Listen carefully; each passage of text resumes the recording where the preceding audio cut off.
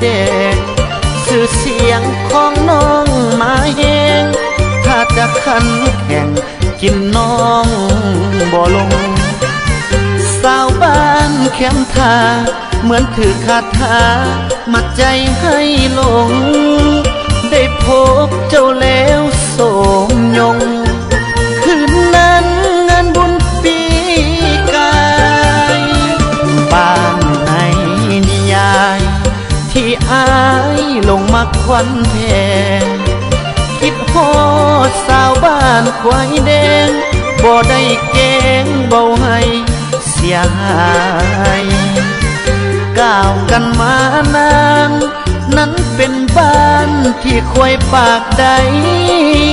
จะจริงหรือเท็จสำได้เพียงอายได้ยินเขาสากันแซวสาวบ้านควายแดงไอ้มักน้องแห่งหูบอกเพียงแต่ได้มาพบพ่อมันก็มัดใจอายแล้วมือบุญบังไฟที่อายมาพบน้องแก้วสัญญากันไว้แน่แน่วปีหน้าให้มาห่วมงานทุกคำงามแลนอนสะแขงฝันเห็นแก้วตาแม่นเจ้ากินทานยังล่ะน้องสั่งมางามแท้ตาหวานแม่นเกิดศาสตร์ใดให้ได้เกิดห่วมกับน้องคานศาสตร์นี้ขอเถิดแจ่มจันทร์ให้สองเฮานั้นฮักกันสู้ฟ้า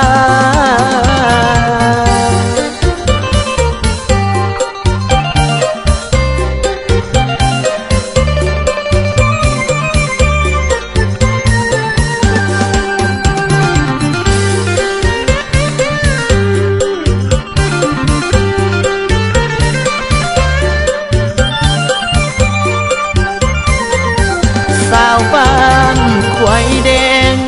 ไอ้มักน้องแห่งหูบอกเพียงแต่ได้มาพบพ่อมันก็มัดใจอายแล้ว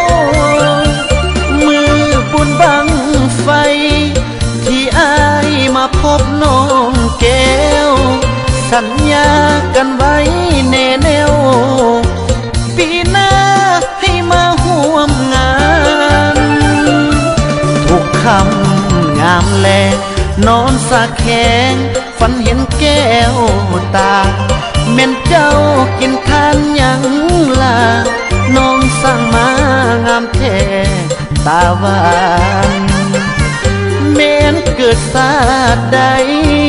ให้ได้เกิดห่วมกับน้องคานศาสตร์นี้ขอเถิดแจ่มจันทร์ให้สองเฮานั้นฮักกันสู้ฟ้า